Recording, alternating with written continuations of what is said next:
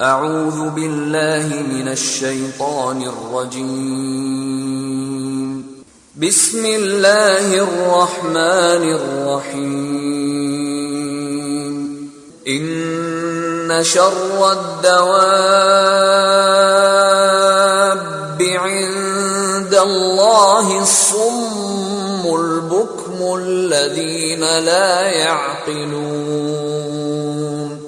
ولو علم الله فيهم خيرا لأسمعهم ولو أسمعهم لتولوا وهم معرضون.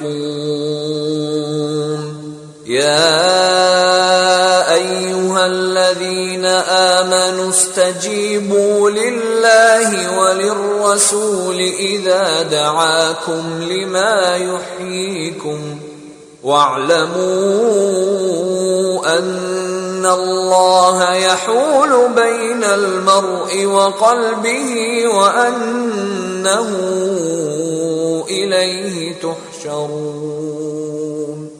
السلام عليكم ورحمة الله وبركاته. إن الحمد لله نحمده ونستعينه ونستغفره ونؤمن به ونتوكل عليه ونعوذ بالله من شرور أنفسنا ومن سيئات أعمالنا. من يهده الله فلا مضل له ومن يضلل فلا هادي له. وأشهد أن لا إله إلا الله وحده لا شريك له. وأشهد أن محمدًا عبده ورسوله أرسله بالهدى ودين الحق ليظهره على الدين كله ولو كره المشركون. اللهم صل على محمد وعلى آل محمد كما صليت على إبراهيم وعلى آل إبراهيم إنك حميد مجيد. اللهم بارك على محمد وعلى آل محمد كما باركت على إبراهيم وعلى آل إبراهيم إنك حميد مجيد. أما بعد فإن خير الكلام كلام الله وخير الهدي هدي محمد صلى الله عليه وسلم وشر الأمور محدثاتها وكل محدثة بدعة وكل بدعة ضلالة. يا أيها الذين آمنوا اتقوا الله حق تقاته ولا تموتن إلا وأنتم مسلمون. أعوذ بالله من الشيطان الرجيم. ومن يشاقق الرسول من بعد ما تبين له الهدى ويتبع غير سبيل المؤمنين نوله ما تولى ونصله جهنم وساءت مصيرا. ومن على القبر سراجا أو قدا أو ابتنى على الضريح مسجدا فإنه مجدد جهارا لسنن اليهود والنصارى.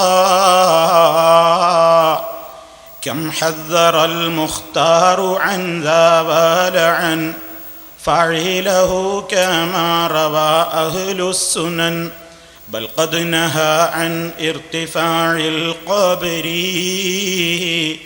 وأن يزاد فيه فوق الشبر. وحذر الأمة عن إطرائه فغرهم إبليس باستجرائه فخالفوه جهرة وارتكبوا ما قد نهى عنه ولم يجتنبوا فانظر إليهم قد غلوا وزادوا ورفعوا بناءها وشادوا وللقناديل عليها أوقدوا وكم لواء فوقها قد عقدوا فيا شديد الطول والإنعام إليك نشكو محنة الإسلام.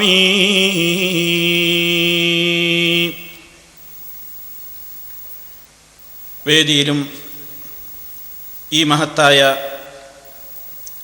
ദീനി മജ്ലിസിലും വന്നു ചേർന്നിട്ടുള്ള സന്നിഹിതരായിട്ടുള്ള ബഹുമാന്യ പണ്ഡിതന്മാരെ, സഹോദരി സഹോദരന്മാരെ, ശ്രോതാക്കളെ, അല്ലാഹുവിൻ്റെ മഹത്തായ അനുഗ്രഹത്താൽ നമ്മുടെ 7ാമത് പ്രഭാഷണ പരിപാടിയുടെ 2ാം ദിവസമാണ് ഇന്ന്. ഇന്നലെ പല കാര്യങ്ങളും നമ്മൾ വിശദീകരിക്കുകയുണ്ടായി. മുഖവുരയില്ലാതെ പല വിഷയങ്ങളും പറയാനുള്ളതുകൊണ്ട് ഞാൻ എൻ്റെ വിഷയത്തിലേക്ക് പ്രവേശിക്കുകയാണ്. അല്ലാഹു റബ്ബുൽ ആലമീൻ നമ്മുടെ ഈ സംഗമം പരലോകത്ത് സ്വീകരിക്കപ്പെടുന്ന ഒരു സ്വാലിഹായ അമലായി ഖബൂൽ ചെയ്യുമാറാകട്ടെ. സന്തോഷത്തോടുകൂടി അല്ലാഹുവിൻ്റെ സ്വർഗ്ഗലോകത്ത് ഒരുമിച്ച് കൂടാനുള്ള തൗഫീഖ് നൽകി നമ്മെ ഓരോരുത്തരെയും അനുഗ്രഹിക്കുമാറാകട്ടെ. മഹാനായ നബി കരീം സ്വല്ലല്ലാഹു അലൈഹി വസല്ലം നമുക്ക് പഠിപ്പിച്ചു തന്ന, അമ്പിയാക്കൾ മുഴുവനും പഠിപ്പിച്ചു തന്ന യഥാർത്ഥമായ പാത, അതിനെ സംബന്ധിച്ച് ഇന്നലെ നമ്മൾ വിശദീകരിക്കുകയുണ്ടായി. ആ പാതയിൽ നിന്ന് അത് ഗ്രാഹ്യമായതിനു ശേഷവും നന്നായി മനസ്സിലാക്കിയതിനു ശേഷവും ആര് തെറ്റിപ്പോകുന്നുവോ എല്ലാ ഉത്തരവാദിത്വവും അവന് തന്നെയാണ്. ഇസ്ലാം അതിന് ഉത്തരവാദിയല്ല എന്ന നിലക്ക് വിശുദ്ധ ഖുർആനും നബി സല്ലല്ലാഹു അലൈഹി വസല്ലമിൻ്റെ തിരുവചനങ്ങളും വളരെ ശക്തമായി തന്നെ കാര്യങ്ങൾ ജനസാമാന്യത്തെ കൃത്യമായി തന്നെ ഉണർത്തിയിട്ടുണ്ട്. നാം മനസ്സിലാക്കുക, നമ്മളിവിടെ കഴിഞ്ഞ പ്രഭാഷണങ്ങളിലൊക്കെ വളരെ കൃത്യമായി പറഞ്ഞ ഒരു കാര്യമാണ്, അല്ലാഹുവല്ലാത്തവരെ വിളിച്ച് പ്രാർത്ഥിക്കുവാനും അതുപോലെ തന്നെ ശിർക്കൻ പ്രവണതകളിലേക്ക് ജനങ്ങൾ കൂടുതൽ കൂടുതൽ ഒഴുകുവാനുമൊക്കെ കാരണമായി തീർന്നതാണ് രാജ്യത്ത് ഉയർന്നു നിൽക്കുന്ന ദർഗകളും അതുപോലെ തന്നെ മഖാമുകളുമെല്ലാം. ഇസ്ലാമിൻ്റെ വീക്ഷണത്തിൽ ഒരു മുസ്ലിമിൻ്റെ ഖബർ എത്രത്തോളമേ ഉണ്ടായിരിക്കാൻ പാടുള്ളൂ, എന്താണതിൻ്റെ ഇസ്ലാമികമായ നിയമമെന്ന് ഈ വേദിയിൽ വെച്ച് തന്നെ പലതവണ നമ്മൾ വിശദീകരിച്ചു പോയതാണ്. മുസ്ലിമിൻ്റെ ഖബർ ആദരിക്കപ്പെടേണ്ടതാണ്, സംശയമില്ല. അതിന്മേൽ ചവിട്ടി നടക്കാൻ പാടില്ല, അതുപോലെ തന്നെ അതിന്മേൽ മലമൂത്ര വിസർജനം ചെയ്യാൻ പാടില്ല. ആ രൂപത്തിലുള്ള പല മര്യാദകളും പഠിപ്പിക്കപ്പെട്ടിട്ടുണ്ട്. അതേ അവസരത്തിൽ ഒരു ഖബർ എത്ര ഉയർത്താം, എവിടെയാണ് നമ്മൾ അതിൻ്റെ മാതൃക തിരയേണ്ടത്? ലോകത്ത് പലയിടത്തും ഉയർന്നു നിൽക്കുന്ന ഏതെങ്കിലും ആളുകൾ പിന്നീട് നിർമ്മിച്ചിട്ടുള്ള ആ നിർമ്മിതികളെയാണോ മാതൃകയാക്കേണ്ടത്? അതോ മഹാനായ നമ്മുടെ നേതാവ് അഷ്റഫുൽ ബശർ മുഹമ്മദുർ റസൂലുള്ളാഹി സ്വല്ലല്ലാഹു അലൈഹി വസല്ലം അവിടുന്ന് മാതൃക കാണിച്ചിരുന്ന, അവിടുന്ന് പഠിപ്പിച്ചിരുന്നതോ ഏതാണ് നോക്കേണ്ടത്? സർവ മുസ്ലിമീങ്ങളും പറയും നബി സല്ലല്ലാഹു അലൈഹി വസല്ലം പഠിപ്പിച്ചതാണ്. ആ ദൂതനിലൂടെ പൂർത്തിയാക്കിയതാണ് ഇസ്ലാം ദീൻ. അതിലൊരു നിയമങ്ങൾ ഒരാൾക്ക് കൂട്ടാനില്ല, കുറക്കാനും പാടില്ല. ആ കൂട്ടാനോ കുറക്കാനോ പാടില്ലാതെ പൂർത്തിയാക്കി തന്നുപോയ അല്ലാഹുവിന്റെ ദീനുൽ ഇസ്ലാമിൽ, ആ ദീനുൽ ഇസ്ലാമിൽ പഠിപ്പിക്കപ്പെടുന്നത് നബി സല്ലല്ലാഹു അലൈഹി വസല്ലം, ആ നബി പഠിപ്പിച്ചതെന്താണെന്ന് സഹാബത്ത് പഠിപ്പിച്ചത്, ഒരു മുസ്ലിമിന്റെയും ഖബർ ഒരു ചാണിലപ്പുറം ഉയർത്തിക്കൂടാ. നിലത്ത് നിന്ന് പറ്റേ സമനിരപ്പാക്കാതെ, നമ്മൾ മുമ്പൊരിക്കൽ പ്രയോഗിച്ചിട്ടുണ്ട്, വാട്ടർ ലെവലിൽ ഇങ്ങനെ നിരപ്പാക്കലല്ല, അത് ഭൂമിയിൽ നിന്ന് ഖബറാണെന്ന് തിരിച്ചറിയപ്പെടുന്ന നിലക്ക് ഒരു ചാൺ ഉയർത്തലാണ് ഇസ്ലാമികമായ മര്യാദ. അതിലപ്പുറം ഇസ്ലാം അനുവദിച്ചിട്ടില്ല. അതിലപ്പുറം അങ്ങനെ ഉയർത്തിയ ഏതെങ്കിലും ഉണ്ടെങ്കിൽ അത് ഇസ്ലാമികമായ രീതിയിലേക്ക് അതിനെ മാറ്റിയെടുക്കാൻ വേണ്ടി മഹാനായ നബി സല്ലല്ലാഹു അലൈഹി വസല്ലമിന്റെ ജീവിതകാലത്ത് തന്നെ അലി ഇബ്നു അബീ ത്വാലിബ് റളിയല്ലാഹു അൻഹുവിനോട് വസിയ്യത്ത് കൊടുത്തിട്ടുണ്ട്. അതേ കാര്യം തന്നെ അലി ഇബ്നു അബീ ത്വാലിബ് റളിയല്ലാഹു അൻഹു അബുൽ ഹയ്യാജുൽ അസദി റളിയല്ലാഹു തആല അൻഹുവിനോട് അതേ വസിയ്യത്ത് കൈമാറിയിട്ടുണ്ട്. അവിടേക്കൊന്നും ഞാൻ പ്രവേശിക്കുന്നില്ല, കാരണം ഇവിടെ നമ്മൾ ആവർത്തിച്ചു പറഞ്ഞതാണ്. അതൊക്കെയും ഇവിടെ വിശദീകരിക്കപ്പെട്ടു പോയ കാര്യമാണ്. അതിനപ്പുറമുള്ള കാര്യങ്ങൾ നിങ്ങൾ നോക്കൂ, നബി സല്ലല്ലാഹു അലൈഹി വസല്ലം കൃത്യമായി തന്നെ പഠിപ്പിച്ചതാണ്. ജൂതനസാറാക്കളുടെ സമ്പ്രദായമാണ് ഖബറുകളെ മസ്ജിദുകളാക്കുന്ന സമ്പ്രദായം, ആരാധനാലയങ്ങളാക്കുന്ന സമ്പ്രദായം. അവർക്ക് ഒരു പുണ്യാളന്നവരിൽ മരണപ്പെട്ട് കഴിഞ്ഞാൽ ബനൗവല ഖബരിഹി മസ്ജിദാ, അദ്ദേഹത്തിന്റെ ഖബറിന്മേൽ അവർ മസ്ജിദ് ഉണ്ടാക്കും, ആരാധനാ കേന്ദ്രമുണ്ടാക്കും. അങ്ങനെ അവിടെ ആരാധനകൾ നടക്കും. നബി സല്ലല്ലാഹു അലൈഹി വസല്ലമിന്റെ ഒട്ടേറെ നിർദ്ദേശങ്ങളിൽ പല റിവായത്തുകളിലും നമുക്ക് കാണാൻ സാധിക്കും. ഈ ആശയത്തെ അരക്കിട്ടുറപ്പിച്ചുകൊണ്ട് പറയാണ്, അലാ അറിയണേ ജനങ്ങളെ, ഇന്നി അൻഹാക്കും മൻ ദാലിക, ഞാൻ നിങ്ങളോട് അവരുടെ സമ്പ്രദായത്തെ പിന്തുടരുന്നതിൽ നിന്ന് ഞാൻ നിങ്ങളോട് വിരോധിക്കുന്നു. ഇത് നബി സല്ലല്ലാഹു അലൈഹി വസല്ലം പറഞ്ഞത് തന്നെ. ഈ കാര്യങ്ങളെല്ലാം വളരെ കൃത്യമായി തന്നെ വിശദീകരിക്കപ്പെട്ട് കഴിഞ്ഞതാണ്. ഇതൊക്കെയാണ് ഇസ്ലാമികമായി. നബി സല്ലല്ലാഹു അലൈഹി വസല്ലം അതാ അവിടുത്തെ വഫാത്തിന്റെ സന്ദർഭത്തിൽ പോലും ഭയപ്പെട്ടു, എന്റെ ഖബറെങ്ങാനും ആരാധനാ കേന്ദ്രമാകുമോ, എന്റെ ഖബർ ഒരു ആരാധിക്കപ്പെടുന്ന വസനാകുമോ, ബിംബമാകുമോ, വിഗ്രഹമാകുമോ.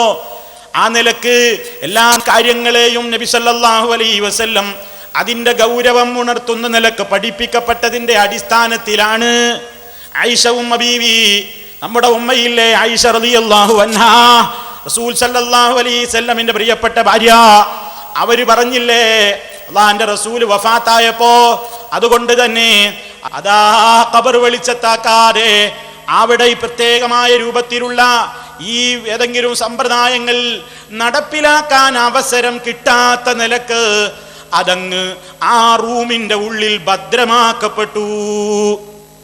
ഇതൊക്കെ വളരെ വിശദമായി നമ്മൾ പറഞ്ഞത് കൊണ്ട് ഞാൻ ഇനിയും അതിലേക്ക് ആവർത്തിക്കുന്നില്ല. ഇതൊക്കെയാണ് ഇസ്ലാമിന്റെ നിയമം.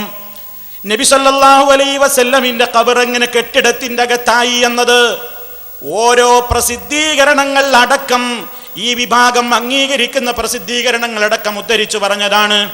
അല്ലാഹുവിന്റെ ഹബീബായ മുഹമ്മദുർ റസൂലുള്ളാഹി മദീനത്ത് അന്ത്യവിശ്രമം കൊള്ളുന്നുണ്ടല്ലോ നമ്മുടെ പുന്നാര നേതാവ്. ആ റസൂലുള്ളാഹിയുടെ ഖബർ പള്ളിയിലേക്ക് എന്നാ വന്നത്, അതെവിടെയായിരുന്നു മുമ്പ്? ആ ചരിത്രം ഒന്ന് ചുരുക്കി പറയട്ടെ. അല്ലാഹുവിന്റെ റസൂൽ വഫാത്തായത് ആയിഷ ബീവിയുടെ വീട്ടിൽ വെച്ചാണ്. ആയിഷ റളിയല്ലാഹു തആല അൻഹയുടെ വീട്ടിൽ നബി സല്ലല്ലാഹു അലൈഹി വസല്ലം ഉള്ള അവസരത്തിലാണ് റസൂൽ വഫാത്താകുന്നത്. അത് മസ്ജിദുൻ നബവിയുടെ തൊട്ടായിരുന്നു. ആയിഷ ബീവിയുടേതടക്കമുള്ള ഉമ്മഹാത്തുൽ മുഅ്മിനീങ്ങളുടെ ഹുജറകൾ, അവരുടെ റൂമുകൾ മദീനത്തെ പള്ളിയുടെ ഓരത്തായിരുന്നു ഉണ്ടായിരുന്നത് എന്ന് എല്ലാവർക്കും അറിയാം. അത് പള്ളിയിലല്ല, പള്ളിക്ക് പുറത്തായിരുന്നു എന്നതിൽ തർക്കമില്ല. ആയിഷ ബീവിയുടെ വീട്ടിൽ വെച്ച് അല്ലാഹുവിന്റെ റസൂൽ വഫാത്തായപ്പോൾ ഒരു തർക്കം വന്നു. എവിടെയാണ് റസൂലുള്ളാഹിയുടെ മയ്യത്ത് മറമാടേണ്ടത്? പല അഭിപ്രായങ്ങളുണ്ടായി ഈ സഹാബിമാരുടെ കൂട്ടത്തിൽ. ശരിക്കും പഠിച്ചു വെക്കണം എൻ്റെ സഹോദരങ്ങൾ. അള്ളാഹുവിന്റെ റസൂലിന്റെ ആ ഭൗതിക തിരുശരീരം എവിടെ അടക്കം ചെയ്യണം എന്നതിൽ തർക്കം വന്നപ്പോ, പല അഭിപ്രായങ്ങളും ഉള്ളപ്പോൾ, അള്ളാഹുവിന്റെ റസൂലിന്റെ ഏറ്റവും പ്രധാനപ്പെട്ട ഹബീബായ അബൂബക്കർ സിദ്ദീഖ് റളിയല്ലാഹു തആല അൻഹു അദ്ദേഹം പറഞ്ഞുകൊണ്ട് അള്ളാഹുവിന്റെ റസൂല് പറയുന്നത് ഞാൻ കേട്ടിട്ടുണ്ട്, അമ്പിയാക്കന്മാരുടെ ഖബർ എവിടെയാണോ വേണ്ടത് അവിടെയാണ് അവർ മരണപ്പെടുന്നത്. അപ്പൊ ഇവിടെ തന്നെയാണ് ഖബർ കുഴിക്കേണ്ടത്. അങ്ങനെ ആയിഷ റളിയല്ലാഹു തആല അൻഹയുടെ വീട്ടിൽ വെച്ചാണ് വഫാത്തായത്. അവിടെ തന്നെ ഖബർ കുഴിച്ചു. അല്ലാഹുവിന്റെ റസൂലിന്റെ ആ ശറഫാക്കപ്പെട്ട ഭൗതിക ശരീരം ആയിഷ ബീവിയുടെ വീട്ടിലാണ് അടക്കം ചെയ്തത്.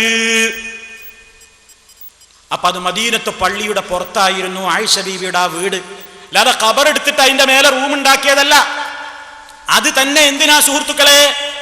അല്ലാഹുവിന്റെ റസൂല് പ്രാർത്ഥിച്ചിട്ടുണ്ട്, ജൂത ക്രിസ്ത്യാനികളുടെ മേൽ ശാപമുണ്ടാകട്ടെ, അവർ അവരുടെ അമ്പിയാക്കന്മാരുടെ ഖബറുകളെ ആരാധനാ സ്ഥലങ്ങളാക്കി മാറ്റിയിട്ടുണ്ട്. ഈ ഉമ്മത്ത് അത് ചെയ്യാതിരിക്കാൻ അല്ലാഹുവിന്റെ റസൂല് മുന്നറിയിപ്പ് നൽകിയിട്ടുണ്ട്. അതുകൊണ്ട് തന്നെ അല്ലാഹുവിന്റെ റസൂല് അല്ലാഹുവിനോട് ദുആ ചെയ്തിട്ടുമുണ്ട്, അല്ലാഹുമ്മ ലാ തജ്അൽ ഖബ്രി വസനൻ യുഅബദു, എന്റെ ഖബർ ആരാധിക്കപ്പെടുന്ന ഒരു ബിംബമാക്കല്ലേ എന്ന് റസൂലുള്ളാഹി ദുആ ചെയ്തിട്ടുമുണ്ട്. അതുകൊണ്ട് തന്നെ അല്ലാഹുവിന്റെ റസൂലിന് അല്ലാഹു അത് ഉത്തരം കൊടുത്തിട്ടുണ്ട് ആ ദുആക്ക്.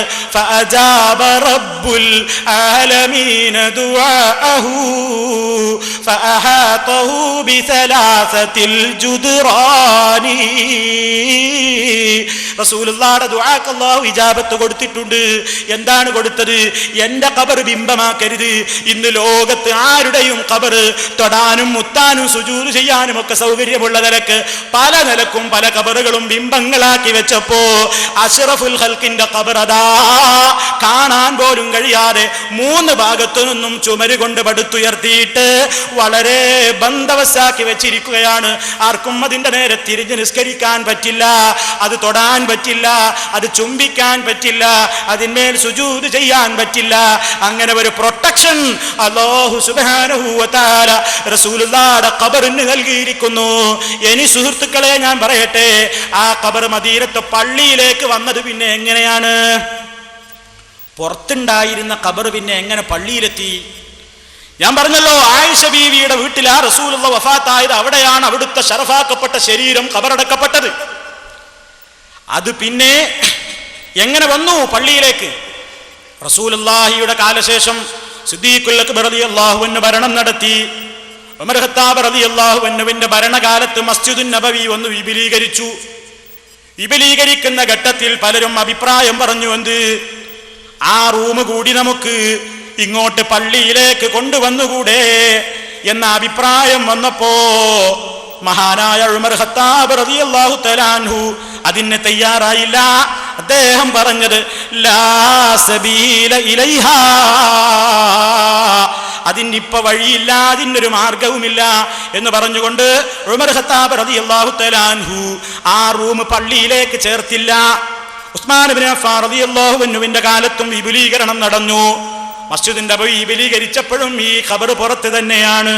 പിന്നീട് നിങ്ങൾ നോക്കൂ, ഈ 4 ഖലീഫമാരുടെയും മരണത്തിന് ശേഷം സ്വഹാബാ കിറാം മദീനത്ത് ജീവിച്ചിരിക്കുന്നവരൊറ്റ സ്വഹാബിയും ഇനി ബാക്കിയില്ല. എല്ലാ സ്വഹാബിമാരും വഫാത്തായി പോയതിന്റെ ശേഷം പിന്നീട് അമവി ഖലീഫമാരുടെ ഭരണം വന്നു. അബ്ദുൽ മലിക് ഇബ്നു മർവാനിന്റെ മരണം വന്നു. ആ അബ്ദുൽ മലിക്കിന്റെ കാലശേഷം അബ്ദുൽ മലിക്കിന്റെ മകനായ വലീദ് ഇബ്നു അബ്ദുൽ മലിക് ഖിലാഫത്ത് ഏറ്റെടുത്തപ്പോ വലീദ് ഇബ്നു അബ്ദുൽ മലിക് ഖിലാഫത്ത് ഏറ്റെടുത്തത് അദ്ദേഹം ഏത് കാലഘട്ടത്തിലാണ്? അബ്ദുൽ മലിക്കിന്റെ ഭരണകാലം 78ലാണ്. അബ്ദുൽ മലിക്കിന്റെ ഭരണകാലം 78ലാണ് സംഭവിച്ചത്. വലീദ് ഭരണമേൽക്കുന്നത് എന്നാ 86-ൽ. അപ്പൊ ബാപ്പ അബ്ദുൽ മലിക്കിന്റെ കാലവും കഴിഞ്ഞിട്ട് മകനായ വലീദ് ഭരണമേൽക്കുന്നത് 86-ലാണ്. ഈ വലീദ് ഇബ്നു അബ്ദുൽ മലിക് മരിക്കുന്നതോ ഹിജ്റ 96-ൽ. ഇതിന്റെ ഇടയിലാണ് മസ്ജിദുൻ നബവി പിന്നത്തെ വിശാലമായ വിപുലീകരണം നടക്കുന്നത്. അങ്ങനെ വിപുലീകരണം നടക്കുമ്പോ അഭിപ്രായം ഒന്നും പല ചരിത്രങ്ങളുടെ സുഹൃത്തുക്കൾ അതിൽ വിശാലമായി പറയാൻ എനിക്ക് നേരില്ല. ആ ആയിഷ റളിയല്ലാഹു തആല അൻഹയുടെ ആ വീട് പള്ളിയിലേക്ക് ചേർക്കണം എന്ന തീരുമാനം ഉണ്ടായി. വിപുലീകരിക്കുകയാണ്. വിപുലീകരിക്കുമ്പോൾ ഉമർ ഇബ്നു അബ്ദുൽ അസീസാണ് അന്നത്തെ ഗവർണർ റളിയല്ലാഹു അൻഹു. ഉമർ ഇബ്നു അബ്ദുൽ അസീസ് റളിയല്ലാഹു അൻഹുവിന് വലീദ് കത്തെഴുതിയത് ഹുജറകളൊക്കെ പൊളിച്ച് പള്ളിയിലേക്ക് ചേർക്കണം. അന്നവിടെ ഉണ്ടായ സംഭവങ്ങൾ വർണ്ണനാതീതമാണ്. പലരും അതിന് തയ്യാറായില്ല. പലരും പറഞ്ഞു ഈ വീട് വിട്ടുതരുന്ന പ്രശ്നമില്ല, ഞങ്ങൾ ഇവിടെ തന്നെ ഇരിക്കും. അങ്ങനെയൊക്കെ പറഞ്ഞപ്പോഴും എങ്കിൽ നിങ്ങളെ തന്നെ അതിൻ്റെ ഉള്ളിൽ ഇട്ടിട്ട് തന്നെ ഞങ്ങൾ പൊളിക്കും എന്നൊക്കെ ഭീഷണി ഉണ്ടായി. ചുരുക്കി പറയട്ടെ സുഹൃത്തുക്കളെ, ചരിത്രം വളരെ വിശാലമാണ്. പലർക്കും സമ്മതമില്ലാതെ തന്നെ നബി കുടുംബത്തിലെ പലരുടെയും സമ്മതത്തിന് കാത്തു നിൽക്കാതെ ആ ആയിഷ റളിയല്ലാഹു തആല അൻഹയുടെ വീടിന്റെ മേൽക്കൂരയടക്കം ചുമരുകളൊക്കെ പൊളിച്ചിട്ട് ആ റസൂലുള്ളാഹിയുടെ ഖബറുള്ള സ്ഥലം തന്നെ, ആ റൂം തന്നെ ഇങ്ങോട്ട് പള്ളിയിലേക്ക് മാറ്റിയത് വലീദ് ഇബ്നു അബ്ദുൽ മലിക് എന്ന ഭരണാധികാരിയുടെ കാലഘട്ടത്തിലാണ്. സ്വഹാബത്ത് ജീവിച്ചിരിപ്പില്ല. അന്ന് വലീദ് ഇബ്നു അബ്ദുൽ മലിക് ഈ സംഭവം നടത്തുമ്പോ അവിടെ മദീനയിൽ അക്കാര്യം കാണാൻ ശരിയായ റിപ്പോർട്ട് പ്രകാരം ഒരൊറ്റ സഹാബിയും ജീവിച്ചിരിപ്പില്ല. സഈദ് ഇബ്നു മുസയ്യിബ് റളിയല്ലാഹു അൻഹുവിനെ പോലെയുള്ള പണ്ഡിതന്മാർ അതിനവർ എതിർപ്പ് രേഖപ്പെടുത്തി എന്ന് നമുക്ക് ചരിത്രത്തിൽ കാണാം. ഉർവത്ത് ഇബ്നു സുബൈർ റളിയല്ലാഹു അൻഹുവും എതിർപ്പ് രേഖപ്പെടുത്തി എന്ന് നമുക്ക് ചരിത്രത്തിൽ കാണാം. അങ്ങനെ പിന്നീട് സുഹൃത്തുക്കളെ, അങ്ങനെയാണ് ആ ഖബർ പള്ളിയിലേക്ക് വന്നത്. അപ്പോഴും അതിന്റെ മീതെ കുബ്ബയുണ്ടോ? കുബ്ബ എന്നാണ് ഈ ഖബറിന്റെ മീതെ വന്നത്. ആയിഷ ബീവിയുടെ ഹുജറയുടെ മീതെ കുബ്ബ വന്നത് ഏത് കാലത്താണ് സുഹൃത്തുക്കളെ? കേട്ടോളൂ, കൃത്യമായി മനസ്സിലാക്കിക്കോളൂ. ഇവരുടെ പ്രസിദ്ധീകരണത്തിൽ നിന്നാണ് വായിക്കുന്നത്. ഏത് കാലഘട്ടത്തിലാണ് കുബ്ബ വന്നത്? ഹിജ്റ 678 മൻസൂർ കലാവൂൻ സാലിഹ് ചക്രവർത്തിയുടെ താൽപര്യപ്രകാരമാണ് അദ്ദേഹം ഈ കൃത്യം നിർവഹിച്ചത്. അതിനു മുമ്പ് റൗള ഷരീഫിന് മുകളിൽ സാധാരണ തട്ട് മാത്രമായിരുന്നു നിലനിന്നിരുന്നത്. ഇനി സുഹൃത്തുക്കളെ, ഇതിൽ കൃത്യമായി പറയുന്നുണ്ട്.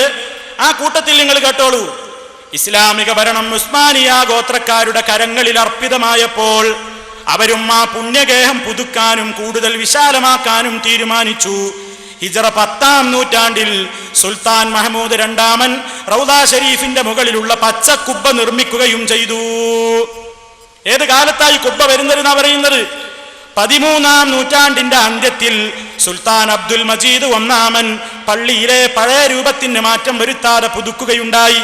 പിന്നീട് അപ്പോഴായി ചില ഭാഗങ്ങൾ പൊളിക്കുകയും നന്നാക്കുകയും ചെയ്യുന്ന രൂപത്തിൽ നടന്നു വന്നു. ഇങ്ങനെ നടന്നു വന്ന നിർമ്മാണം ഹിജ്റ 1265 ശേഷം ഇസ്ലാമിക കലകളോടുകൂടി പൂർണ്ണരൂപം കൊടുത്തത് തുർക്കി ഭരണകർത്താക്കളായിരുന്നു.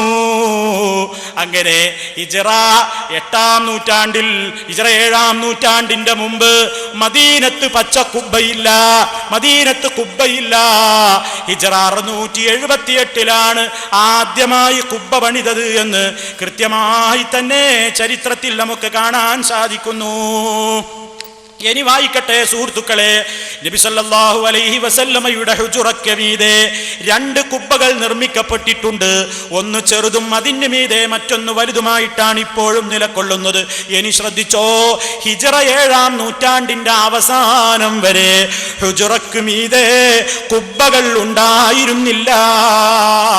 പിൽക്കാലത്താണ് ഈ കുബ്ബയുണ്ടാക്കിയത്. ഇതൊന്നും ഇസ്ലാമിക നിയമത്തിലുള്ള കുബ്ബയല്ല. ചില രാജാക്കന്മാര് അവരുടെ ഇഷ്ടപ്രകാരം ാണ് ഈ കുബ്ബയുണ്ടാക്കിയത്. ഇത് റസൂലിന്റെ സഹാബത്ത് കണ്ടവരല്ല. താബീങ്ങൾ കണ്ടിട്ടില്ല, ഷാഫി ഇമാം കണ്ടിട്ടില്ല, ഹംബലി ഇമാം കണ്ടിട്ടില്ല, അബൂ ഹനീഫ ഇമാം കണ്ടിട്ടില്ല, മാലികി ഇമാം കണ്ടിട്ടില്ല. എത്രയോ കാലത്തിന്റെ ശേഷം 7-ാം നൂറ്റാണ്ടിലാണ് ജനങ്ങളെ മദീനത്ത് ഹുജറക്ക് മീതെ കുബ്ബയുണ്ടാക്കുന്നത്. അത് തന്നെ ഹിജ്റ 1265 ശേഷം അതിൽ ഇസ്ലാമിക കലകളോടുകൂടി അതിൽ പല എഴുത്തുകളും എഴുതി ചേർത്തിട്ടുണ്ട്, പല പദ്യങ്ങളും എഴുതി രേഖപ്പെടുത്തിയിട്ടുണ്ട്. അതൊന്നും തന്നെ ഇസ്ലാമിൽ രേഖയല്ല. അത് റസൂലുള്ളാഹിയുടെ സഹാബത്ത് അറിഞ്ഞതല്ല, താബീങ്ങൾ അറിഞ്ഞതല്ല, തബഉ താബീങ്ങൾ അറിഞ്ഞതല്ല, ഇമാമിങ്ങളൊന്നും അറിഞ്ഞതല്ല. അതുകൊണ്ട് കണ്ടില്ലേ മദീനത്തെ കുബ്ബ കണ്ടില്ലേ? അത് കെട്ടാതെ പൊങ്ങിയതാണോ മൗലവി എന്ന് ചോദിച്ചിട്ട് കാര്യമില്ല. അത് റസൂലുള്ളാഹിയുടെ സഹാബത്ത് കെട്ടിയിട്ടില്ല. താബീങ്ങൾ കെട്ടിയിട്ടില്ല. പിൽക്കാലത്തുള്ള ചില രാജാക്കന്മാര് അവരുടെ ഇഷ്ടപ്രകാരം എന്തെങ്കിലും ചെയ്താൽ അത് ഇസ്ലാമിൽ രേഖയാണോ, അത് ഇസ്ലാമിൽ നമുക്ക് തെളിവാണോ? സുഹൃത്തുക്കളെ, ഇതാണ് നമ്മൾ ചിന്തിക്കേണ്ടത്. നബി സല്ലല്ലാഹു അലൈഹി വസല്ലമിന്റെ ഖബറിന്റെ മീതെ ഇന്ന് കാണുന്ന കുബ്ബ, പച്ച കുബ്ബ വന്നതെന്നാണ്. അതും ഇവിടെ വിശദീകരിക്കപ്പെട്ട് കഴിഞ്ഞതാണ്. പക്ഷേ അതൊന്നും കേട്ട ഭാവം പോലും നടിക്കാതെയാണ് മുസ്ലിയാര് സംസാരിക്കാറുള്ളത്. പിന്നെ ഒരു ചോദ്യം, ഖബർ കെട്ടലുണ്ടോ? പിന്നെ എങ്ങനെ മദീനത്ത് വലിയ കുബ്ബ ഉണ്ടായത്? കെട്ടാതെ പൊങ്ങിയതാ, താനേ പൊങ്ങിയതാ. ഇതാ കുബ്ബ നോക്ക്, റസൂലുള്ളാഹിന്റെ റൗദ ശരീഫിന്റെ കുബ്ബ നോക്ക്, കെട്ടാതെ പൊങ്ങിയതാ മൗലവി. ആളുകളെ തെറ്റിദ്ധരിപ്പിക്കുന്ന നിലക്കത് പണ്ടേ അവിടെ കുബ്ബയാണ്, പണ്ടേ ആ നിലക്കാണ് എന്നൊക്കെ പറഞ്ഞിട്ടുള്ള ആ രൂപത്തിലുള്ള പരാമർശങ്ങളാണെന്ന് സമൂഹത്തിൽ നടന്നുകൊണ്ടിരിക്കുന്നത്. ഇതൊക്കെയാണ് ഇസ്ലാമികമായ നിയമമെങ്കിൽ നിങ്ങൾ നോക്കൂ, ഇന്ന് ആരെങ്കിലും ഒന്ന് മരിച്ചു കിട്ടിയാൽ മതി, അതും വേണ്ട, ഇനി മരിച്ചു കിട്ടിയില്ലെങ്കിലും എത്രയും വേഗമൊന്ന് മറമാടി കിട്ടണം എന്ന ചിന്തയാണ് പലർക്കും.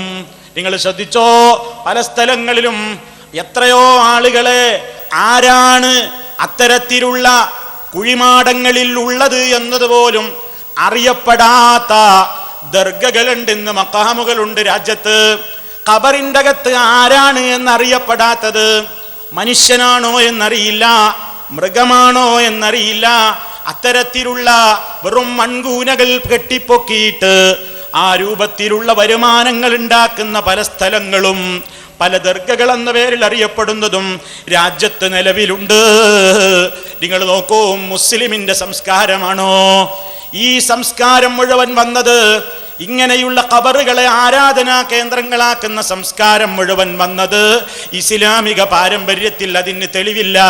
അതിനുള്ള പാരമ്പര്യം മടങ്ങിയെത്തുന്നത് അല്ലാഹു ശക്തമായി തന്നെ കോപിച്ചല്ലോ ഒരു വർഗത്തെ, ആ യഹൂദികളിലേക്കാണ്, നസാറാക്കളിലേക്കാണ്. അതുമായി ബന്ധപ്പെട്ട സർവ്വ സംസ്കാരങ്ങളും മടങ്ങിപ്പോകുന്നത് എന്ന് എൻ്റെ പ്രിയപ്പെട്ട മുസ്ലിമീങ്ങൾ മനസ്സിലാക്കി വെക്കണം. നിങ്ങൾ നോക്കൂ, ആ പ്രത്യേകമായ കൽപ്പനകളെയും നിയമാവലികളെയും ഒക്കെ കണ്ടില്ലെന്നും കേട്ടില്ലെന്നും നടിച്ചുകൊണ്ട് രാജ്യത്തതാ എങ്ങനെയെങ്കിലും ഒരു ദർഗയുണ്ടായാൽ മതി, എങ്ങനെയെങ്കിലും ഒരു ജാറമുണ്ടായി കിട്ടിയാൽ മതി എന്ന നിലക്ക് ആളുകൾ അങ്ങനെ പലയിടത്തും യാതൊരു മുതൽ മുടക്കുമില്ലാതെ, ഒരു മൂലധനവും ഇറക്കാതെ പൊടിപൊടിക്കാവുന്ന ഒരു വ്യവസായമാണ് ഈ ജാറ വ്യവസായം എന്നവർ മനസ്സിലാക്കിയിട്ടുണ്ട്. അതുകൊണ്ട് ലോകം മുഴുവൻ തെണ്ടി നടക്കുകയാണ്. എന്തിന്? ജാറങ്ങൾ കിട്ടാൻ. ഓരോരുത്തർ പരിശോധിച്ചു യാത്ര ചെയ്തു. ലോകത്തിന്റെ വിവിധ ഭാഗങ്ങളിൽ പലരുടെയും ഖബറുകൾ ഉണ്ടെന്ന് പറഞ്ഞു. അവസാനം ഇന്റർനെറ്റ് പ്രചരിപ്പിച്ചപ്പോ ചില ആളുകളൊക്കെ വെബ്സൈറ്റുകളിൽ പരതി നോക്കി, എവിടെയൊക്കെ ജാറങ്ങളുണ്ട്. കിട്ടിപ്പോയി പലർക്കും പല ജാറങ്ങളും അഡ്രസ്സില്ലാത്ത ജാറങ്ങളാണ്. ഇസ്രായേലിൻ്റെ ഒരു ജാറമുണ്ട്, ഇസ്രായേലിൽ ഒരു ജാറം കെട്ടിപ്പൊക്കിയിട്ടുണ്ട്. ജൂതന്റെ സർവ്വ ചിഹ്നങ്ങളും ആ ജാറത്തിന്റെ മുകളിൽ തന്നെയുണ്ട്. അതൊക്കെ സൈറ്റിൽ നമുക്ക് കാണാൻ സാധിക്കും. അങ്ങനെ ആയിരക്കണക്കിന് ഖബറുകളാണ് ഓരോരുത്തരുടെ പേരിലതാ നിർമ്മിച്ചുണ്ടാക്കിയിരിക്കുന്നത്. മഹാനായ ആദം അലൈഹിസ്സലാം മുതൽക്കിങ്ങോട്ട് എല്ലാ അംബിയാഇന്റെ പേരിലും ഖബറുകൾ ഉണ്ടാക്കപ്പെട്ടിരിക്കുന്നു. മാത്രമല്ല പലരുടെയും പേരിൽ പല ഖബറുകളാണ്, ഒരാളുടെ പേരിൽ തന്നെ പല ഖബറുകളാണ്. ഈജിപ്ത് സന്ദർശിച്ചു നോക്കൂ, ഒരേ പേരിൽ തന്നെ എത്രയെത്ര ജാറങ്ങളാണ്. അതുപോലെ തന്നെ വിവിധ രാഷ്ട്രങ്ങളിലതാ ഒരു വ്യക്തിയുടെ പേരിൽ തന്നെ വ്യത്യസ്ത ഖബറുകളല്ല, ഒരേ വ്യക്തിയുടെ പേരിൽ തന്നെ അതാ വ്യത്യസ്ത ജാറങ്ങൾ കാണുകയാണ്. നിങ്ങളൊന്ന് ചിന്തിച്ചു നോക്കൂ, അതിനും മുസ്ലിയാന്മാർക്ക് ഫത്വയുണ്ട്. അതെന്താണെന്നല്ലേ? നിങ്ങൾ അതിലൊന്നും വിഷമം വിചാരിക്കേണ്ടതില്ല. അവർ ന്യായം പറയുന്നത് എന്താണെന്നോ, മഹാന്മാരായ ഔലിയാക്കള്, മഹത്തുക്കള് അവർ ആരെ പോലെയാണെന്നോ, കടലിലെ വെള്ളത്തിൽ ഊളിയിട്ട് നീന്തിക്കൊണ്ടിരിക്കുന്ന മത്സ്യങ്ങളെ പോലെയാണ്. ഇന്നൊരു സ്ഥലത്താണെങ്കിൽ നീന്തി ഊളിയിട്ടിട്ട് മറ്റൊരു സ്ഥലത്തേക്ക് നീന്തി പോകാൻ മത്സ്യങ്ങൾക്ക് പ്രയാസമുണ്ടോ? ഇതേപോലെ ഒരു രാഷ്ട്രത്തിൽ ഒരാളുടെ പേരിൽ ഒരു ഖബറുണ്ടെങ്കിൽ ആ ഖബറിലും അയാൾ എത്തിച്ചേരും. മറുരാഷ്ട്രത്തിൽ അതേ പേരിൽ വേറൊരു ഖബറുണ്ടെങ്കിൽ വിഷമിക്കുകയൊന്നും വേണ്ട കേട്ടോ.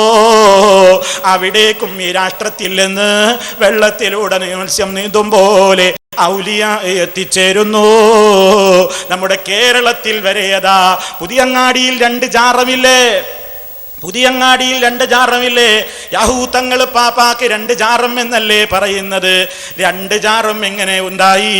ആ ജാറത്തിന് വേണ്ടി കടിപിടി കൂടിയപ്പോ, മയ്യത്തിന് വേണ്ടി കടിപിടി കൂടിയപ്പോ, ആ ഖബർ പൊളിക്കും എന്ന് വന്നപ്പോ തങ്ങൾ പാപ്പ നാട്ടുകാർക്ക് സ്വപ്നം കാണിച്ചു പോലും, എൻ്റെ പേരിൽ തർക്കം വേണ്ട, എൻ്റെ പേരിൽ നിങ്ങൾ വഴക്കും വക്കാണവും കൂട്ടണ്ട, എത്ര ഖബറാണെങ്കിലും ഉണ്ടായിക്കോട്ടെ, ഞാൻ ഇവിടെയും അവിടെയുമൊക്കെ മാറി മാറി കിടന്നോളാ, നിങ്ങൾക്ക് വരാമല്ലോ. ഇതും വിശ്വസിച്ചുകൊണ്ട് നടക്കുന്ന നാടാണ് കേരളത്തിലെ ഒരു കൂട്ടം ആളുകൾ. റബ്ബ് നന്നാക്കുമാറാകട്ടെ, ഹിദായത്തിന്റെ വെളിച്ചം കൊടുത്ത് അനുഗ്രഹിക്കുമാറാകട്ടെ. ആത്മാർത്ഥമായി തന്നെ നമ്മൾ ദുആ ചെയ്യുന്നു. ഇനിയോ നിങ്ങൾ ചിന്തിച്ചു നോക്കൂ, നിങ്ങൾ നോക്കൂ, ചില സ്ഥലങ്ങളുടെ ചരിത്രം നമ്മൾ കേട്ട് കഴിഞ്ഞാൽ, നിങ്ങൾ നോക്കൂ, ഈ ഖബറുകളുടെ കാര്യം തന്നെ ഞാൻ പറഞ്ഞപ്പോ ഞാൻ നിങ്ങളോട് സൂചിപ്പിച്ചല്ലോ, എത്രയോ ഖബറുകൾ ഇവരുണ്ടാക്കി. ഇവരുണ്ടാക്കിയ ഒരുപാട് ഖബറുകളുണ്ട് ലോകത്ത്. ആ രൂപത്തിൽ അതവർ പ്രചരിപ്പിച്ചിട്ടുണ്ട് ഒരു പുസ്തകത്തിൽ, കാണാ കാഴ്ചകൾ എന്ന പേരിൽ.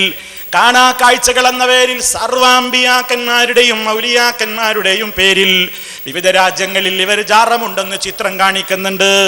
ആ ചിത്രങ്ങളൊന്നും തെളിയിക്കാൻ സാധിച്ചിട്ടില്ല. മാത്രമല്ല, എൻ്റെ ശ്രോതാക്കൾ ഓർക്കുന്നുണ്ടാകും, നാദാപുരത്തെ ഈ പരിപാടി തുടങ്ങിയപ്പോൾ തന്നെ അതുമായി ബന്ധപ്പെട്ടുള്ള ഖണ്ഡനങ്ങൾ മുന്നേറിക്കൊണ്ടിരിക്കുമ്പോൾ ആ കാണാ കാഴ്ചകൾ ഇവിടെ കൊണ്ടുവന്ന് കാണിച്ചിരുന്നു. അതിലെ ഒരു ജാറമത പെട്ടെന്ന് ഔട്ടായി പോയി. മറ്റൊരു ലക്കം വന്ന് നോക്കുമ്പോ അതേ പേജിൽ ആചാരം കാണുന്നില്ല. ഇതിന്റെ പുറം ചട്ടയിൽ തന്നെ നിങ്ങൾക്ക് കാണാം, ജാറപ്പെരുമയിലെ ജൂത സഖാഫി ഐക്യം, ജൂതന്മാരും സഖാഫികളും കൈകോർത്തുകൊണ്ട് ഇതാ അല്ലാഹുവിന്റെ അമ്പിയാക്കന്മാരുടെ പേരിൽ കള്ളജാറങ്ങളുടെ ഫോട്ടോ ഉണ്ടാക്കിയിട്ട് നടക്കുകയാണ്. ആ കള്ളത്തരങ്ങൾ ഇതാ തൊണ്ടി സഹിതം പിടികൂടിയിരിക്കുന്നു. മുസ്ലിമീങ്ങളെ, ഇതാ ഈ ലക്കം ഇസ്ലാഹ് വാങ്ങിക്കോ. ഇവരുണ്ടാക്കിയ കാണാ കാഴ്ചകളിലെ കള്ളത്തരങ്ങൾ ഓരോ പേജുകളിലൂടെ അക്കമിട്ട് ഫോട്ടോ സഹിതം കൊടുത്തുകൊണ്ട് നിരത്തിയിരിക്കുന്നു. ഈ കള്ളത്തരം പ്രചരിപ്പിക്കുന്ന ജൂത ഏജന്റുമാരെ തിരിച്ചറിഞ്ഞോ മുസ്ലിമീങ്ങളെ? അല്ലാഹുവിന്റെ റസൂല് പഠിപ്പിച്ച ദീനിലേക്ക് മടങ്ങിക്കോ. എത്ര ജാറങ്ങളാ നിങ്ങൾ ഉണ്ടാക്കിയത്? എന്തേ നിങ്ങൾ ആ പുസ്തകത്തിന്റെ ആദ്യത്തെ എഡിഷനിൽ 15ാമത്തെ പേജിൽ നിങ്ങളൊരു ജാറം കൊടുത്തിരുന്നില്ലേ? പിന്നെ എന്തേ നിങ്ങൾ രണ്ടാമതൊരു എഡിഷൻ ഇറക്കിയപ്പോ 15ാമത്തെ ആ പേജിൽ ആ ജാറം കാണുന്നില്ലല്ലോ? മറുപടിയുണ്ടോ സഖാഫിമാരെ? 15ാമത്തെ പേജിൽ നിങ്ങൾ ആദ്യം ഇറക്കിയ പുസ്തകത്തിലെ 15ാം പേജിൽ ഒരു ലണ്ടനിലെ ഒരു മഖ്ബറയുടെ ചിത്രം കൊടുത്തിട്ടുണ്ടല്ലോ. എന്തേ അത് അടുത്ത ലക്കത്തിൽ നിങ്ങൾ ഇറക്കിയപ്പോ ആ പേജ് തന്നെ ഇളക്കി മാറ്റിയിട്ട് ആ സ്ഥാനത്ത് നിങ്ങൾ ആ ജാറം എന്തേ കൊടുക്കാത്തത്? ഇത്തരത്തിലുള്ള ഒരുപാട് കള്ളത്തരങ്ങൾ കൊണ്ട് നിങ്ങൾ ഈ വിശ്വാസികളെ പറ്റിക്കാമെന്നാണോ വിചാരിക്കുന്നത്? ഇസ്ലാഹ് മാസിക ഇവിടെ തുറന്നുവിട്ട ഏറ്റവും വലിയ വിപ്ലവത്തിന്റെ മുമ്പിൽ പിടിച്ചു നിൽക്കാൻ കഴിയാതെ വന്നപ്പോ കാണാ കാഴ്ചകൾ എന്ന പേരിൽ കള്ളജാറങ്ങളുടെ ഫോട്ടോ ഉണ്ടാക്കിയിട്ട് ഈ ഉമ്മത്തിനെ പറ്റിക്കാൻ വേണ്ടി നിങ്ങൾ ഏതെങ്കിലും സഖ്യകക്ഷികളിൽ നിന്ന് പണം വാങ്ങി അച്ചാരം വാങ്ങിയിട്ടാണ് പുറപ്പെട്ടിട്ടുള്ളതെങ്കിൽ നിങ്ങളെ കൊണ്ടതിന് സാധ്യമല്ല. ഒരൊറ്റ മുജാഹിദും ഇവിടെ ജീവിച്ചിരിക്കുമ്പോ നിങ്ങളെ കൊണ്ടതിന് പറ്റില്ല. ഏതൊരു മുജാഹിദിന്റെയും അവസാന ശ്വാസം നിലച്ചിട്ടല്ലാതെ, അവസാനത്തെ മുജാഹിദിന്റെ അവസാന ശ്വാസവും നിലച്ചിട്ടല്ലാതെ നിങ്ങളെ കൊണ്ടിനി ഈ കള്ളത്തരം പ്രചരിപ്പിക്കാൻ സമ്മതിക്കില്ല എന്ന് ഈ ജനങ്ങളെ സാക്ഷി നിർത്തിക്കൊണ്ട് നിങ്ങളെ ഓർമ്മപ്പെടുത്തുന്നു. എവിടെ പോയി നിങ്ങളുടെ ജാറമെന്ന് ചോദിച്ചിട്ടുണ്ടായിരുന്നു. മറുപടിയില്ല. നിങ്ങളൊന്ന് ആലോചിച്ചു നോക്കൂ. ആ സർവ കള്ളത്തരങ്ങളെയും ഈ കേരളത്തിലുള്ള അനുവാചകരുടെ വായനക്കാരുടെ മനസ്സുകളിലേക്ക് അത് കൃത്യമായി തന്നെ പുറത്തു കൊണ്ടുവന്നു ഇസ്ലാഹ് മാസിക. നിങ്ങൾക്കറിയാമല്ലോ, അതിൻ്റെ ഓരോ പൊള്ളത്തരങ്ങളും മക്കമിട്ടുകൊണ്ട് വിശദീകരിച്ചു. മറുപടി ഉണ്ടായോ? മറുപടി ഉണ്ടായില്ലല്ലോ. നിങ്ങളൊന്ന് ചിന്തിച്ചു നോക്കൂ. എൻ്റെ സഹോദരന്മാരോട് ഞാൻ സാന്ദർഭികമായി പറയട്ടെ, ഇസ്ലാഹ് മാസികയെ നിങ്ങൾ പരിചയപ്പെട്ടിട്ടുണ്ടാകും. നമ്മുടെ പ്രസിദ്ധീകരണങ്ങളായ അൽമനാർ പോലെ, വിചിന്തനം പോലെ, അതേപോലെ തന്നെ സ്നേഹസംവാദം പോലെ, അതുപോലെ തന്നെ നാം മനസ്സിലാക്കുക, ഇസ്ലാഹി പ്രസ്ഥാനത്തിൻ്റെ ആദർശത്തെ ജനങ്ങൾക്ക് എത്തിച്ചു കൊടുക്കുവാൻ വേണ്ടിയുള്ള സംരംഭമാണ് ഇസ്ലാഹ് മാസിക. നിങ്ങൾ പരിചയപ്പെട്ടിട്ടുണ്ടാകും. ഇല്ലാത്തവർ ഒന്ന് പരിചയപ്പെടണം. അതൊന്ന് നിങ്ങൾ വരിക്കാരാവണം. അതിൻ്റെ പ്രചരണ മാസം കൂടിയാണ് എന്നുകൂടി നിങ്ങളെ സാന്ദർഭികമായി ഓർമ്മപ്പെടുത്തുന്നു. വായന മരിച്ചു പോകരുത്.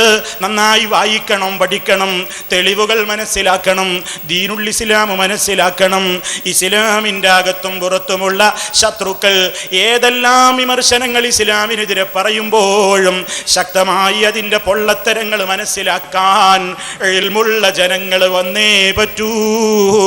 അതുകൊണ്ട് വായിക്കണം, പഠിക്കണം എന്ന് സാന്ദർഭികമായി ഓർമ്മപ്പെടുത്തുന്നു.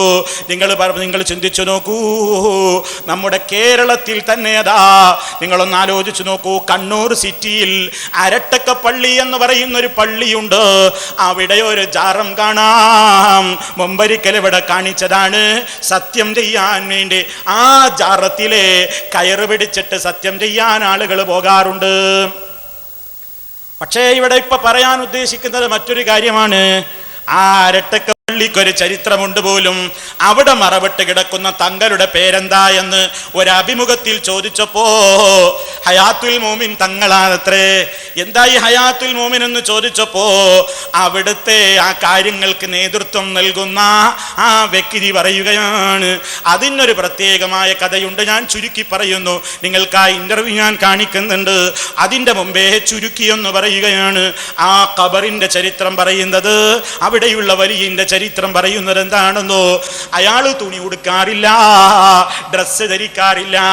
അന്ന് ആ കാലഘട്ടത്തിലെ രാജാവിന് മനസ്സിലാക്കിയപ്പോ അയാൾക്കൊരു പച്ചപ്പട്ട് കൊടുത്തയച്ചു, ഒരു പച്ച വസ്ത്രം കൊടുത്തയച്ചു. ഈ ഔലിയപ്പാപ്പാക്ക് ഈ ഡ്രസ്സ് അങ്ങ് കിട്ടിയപ്പോ മൂപ്പരെന്താ ചെയ്തത്? ഇനി ഇല്ലാഞ്ഞിട്ടല്ലെങ്കിൽ ആണെങ്കിൽ ഒരാൾ തന്നാലൊന്ന് നാണം മറക്കണ്ടേ, ഉടുക്കണ്ടേ? മൂപ്പരത് ഉടുക്കാതെ അതങ്ങ് തീയിലേക്കിട്ട് കരിച്ചു കളഞ്ഞു. അങ്ങനെ കരിച്ച വിവരം രാജാവ് അറിയുന്നു. നിങ്ങൾ കൊണ്ടുകൊടുത്തയച്ച വസ്ത്രം ഇതാ കരിക്കപ്പെട്ടിരിക്കുന്നു, അത് ധിക്കാരമല്ലേ എന്ന നിലക്കായപ്പോ രാജാവ് ഭടന്മാരെ പറഞ്ഞേക്കുന്നു, ഇയാളോട് പോയിട്ട് ഞാൻ തന്ന വസ്ത്രം എനിക്ക് തന്നേ പറ്റൂ എന്നാവശ്യപ്പെടണം എന്ന് പറയുന്നു. ദൂതൻ വന്നു. ഇയാൾ പറഞ്ഞു വസ്ത്രമോ? അത് കരിച്ചു കളഞ്ഞു. രാജാവ് പറയുന്നു അത് വേണമെന്ന്. അപ്പോഴല്ലേ അത്ഭുതം സംഭവിച്ചത്. എന്താ അത്ഭുതം സംഭവിച്ചത്?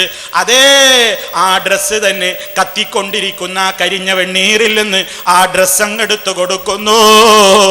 രാജാവ് അറിയുന്നു അത്ഭുത മനുഷ്യൻ തന്നെ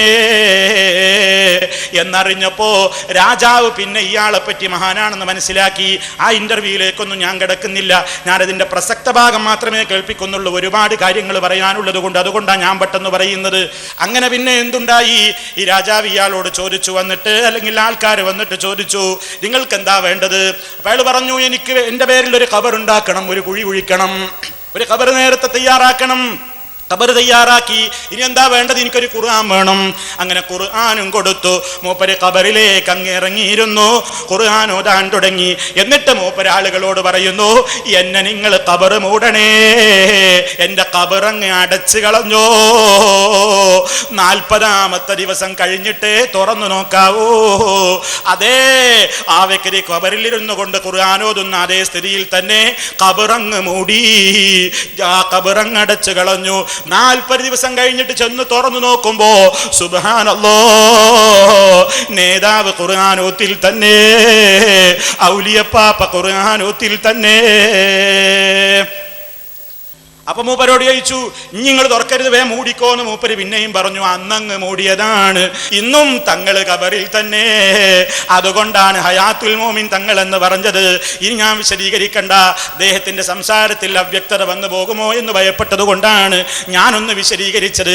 ആ അഭിമുഖം നിങ്ങൾ തന്നെ ഒന്ന് കേട്ടോളൂ, ബാക്കി ഞാൻ പിന്നെ വിശദീകരിക്കാം. അങ്ങനെ ഇന്ന് അങ്ങനെ ഉണ്ട്. മുമ്പ് എങ്ങനെയാ ഉള്ളേ? അപ്പോൾ ആദ്യം മറവ് ചെയ്യപ്പെട്ട എങ്ങനെ? മറവ് അങ്ങനെ അയാത്തോട് തന്നെ മറവ് ചെയ്തു. അയാത്തോട് തന്നെ വേറെ വന്നിട്ട് അങ്ങനെ കവർ വെക്കുമ്പോൾ വെച്ചെന്നു അങ്ങനെ അദ്ദേഹം പിന്നെ 40 ദിവസം കഴിഞ്ഞപ്പോഴാണ് പിന്നെ തുറന്നേന്ന് പറഞ്ഞു. ഇതുമ്പോൾ തന്നെ പറഞ്ഞ് 40 ദിവസം കഴിഞ്ഞാൽ തുറന്നു നോക്കുന്നത്. ഞാൻ തുറന്നു നോക്കുമ്പോൾ അദ്ദേഹം അങ്ങനെ ഉണ്ട്, മുമ്പ് ഇരുന്ന പോലെ ഖുർആനും കൊണ്ട് ഇരിക്കുന്നു പോകുന്നുണ്ട്. പിന്നെ പറഞ്ഞ് ഇനി മൂടിയൊക്കെ എനിക്ക് തുറക്കണ്ടാവും. അങ്ങനെയാണ് അയാത്തിന് ഒന്നിൻ്റെ പേര് വന്നത്. അപ്പോൾ അയാത്തന്നെ ഈ സംഭവം ഇവിടെ ചരിത്രത്തിൽ ചരിത്രത്തിലാണ് ആർക്ക് രാജാവിൻ്റെ അടുത്ത് ചരിത്രം ഉണ്ടെന്ന് പറയും. അന്നത്തെ രാജാവിൻ്റെ സമയത്ത് ഈ ചരിത്രം നിലകൊള്ളുന്നുണ്ട്. അന്നത്തെ രാജാവുണ്ടല്ലോ, അന്നേരം ചരിത്രമാണ് ഈ ചരിത്രത്തിൽ ആളുണ്ടെന്ന് പറയും. ഇത്രയേ പറയാനുള്ളൂ, കൂടുതലായിട്ട് പിന്നെ നമുക്കൊന്നും പറയാനില്ല. അതുപോലെ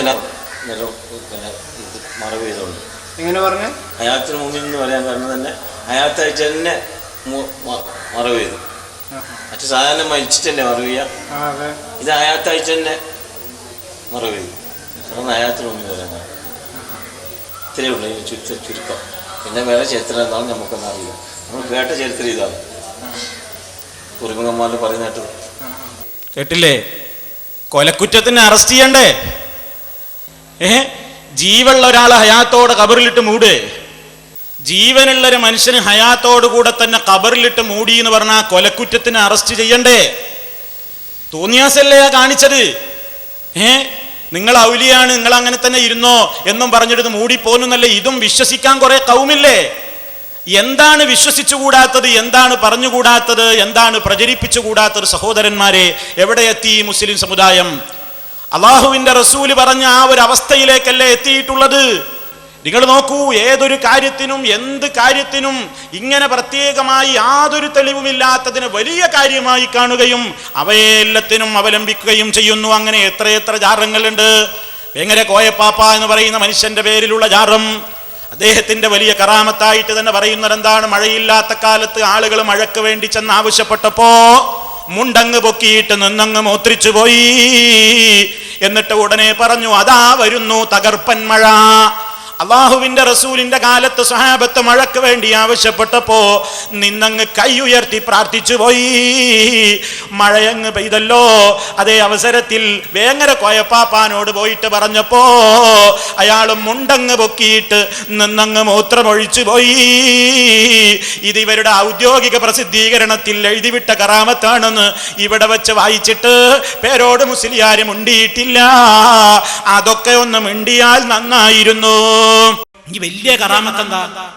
അള്ളാഹുവിന്റെ റസൂലിന്റെ കാലത്ത് മഴക്ക് ക്ഷാമം നേരിട്ടപ്പോ നബി സല്ലല്ലാഹു അലൈഹി വസല്ലം ചെയ്ത പണി എന്താ?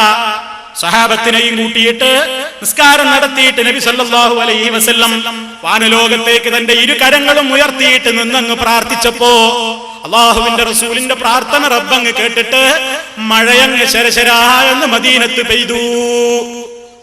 സംശയമുണ്ടോ? ഇല്ല. അള്ളാഹുവിന്റെ റസൂല് മഴയ്ക്ക് വേണ്ടി ദുആ ചെയ്തു, നിന്നു പ്രാർത്ഥിച്ചു, കൈയങ്ങ് ഉയർത്തിയിട്ട് നിന്നു പ്രാർത്ഥിച്ചു. ഉടനെ മഴ കിട്ടി. ഇവരാ ഉലിയയോ? ഇത് സുന്നത്ത് മാസിക, സാക്ഷാൽ കാന്തപുരം വിഭാഗത്തിന്റെ മാസിക. അതിൽ കാണാം വേങ്ങര കോയപ്പാപ്പയുടെ കറാമത്ത്. വേങ്ങര കോയപ്പാപ്പയുടെ കറാമത്ത് എന്താ കേട്ടോളി, പെട്ടെന്ന് വായിക്കാം. കടുത്ത വരൾച്ച, എവിടെയും വെള്ളത്തിന് ക്ഷാമം. വേങ്ങര നിവാസികളായ ഏതാനും ആളുകൾ തങ്ങളെ സമീപത്തെത്തി കാര്യം ധരിപ്പിച്ചു, തങ്ങളെ മഴല്ല. വേങ്ങരക്കാരി എന്നിട്ട് കോയപ്പാപ്പാന്റെ അടുത്ത് പോയിട്ട് പറഞ്ഞു, തങ്ങളെ മഴല്ല. ഉടനെ തന്നെ മൂപ്പരെന്ത് ചെയ്തു? ഓ മഴയില്ല അല്ലേ എന്ന് പറഞ്ഞ് മൂപ്പര് ഉടുതുണി പൊക്കി അങ്ങ് മൂത്രിച്ചു. മഴയില്ലാത്തിനെ അള്ളാഹുവിന്റെ റസൂല് നിന്നാണ് പ്രാർത്ഥിക്കല, ഇയാളോ തുണിയാണ് പൊക്കിയിട്ടാണ് മൂത്രിച്ച്. എന്നിട്ട് പറഞ്ഞു, ഇനി നിങ്ങൾ പോയിക്കൊള്ളൂ, മഴ ഉടൻ ഉണ്ടാകും. ആശ്ചര്യം, അതാ വരുന്നു തകർപ്പൻ മഴ.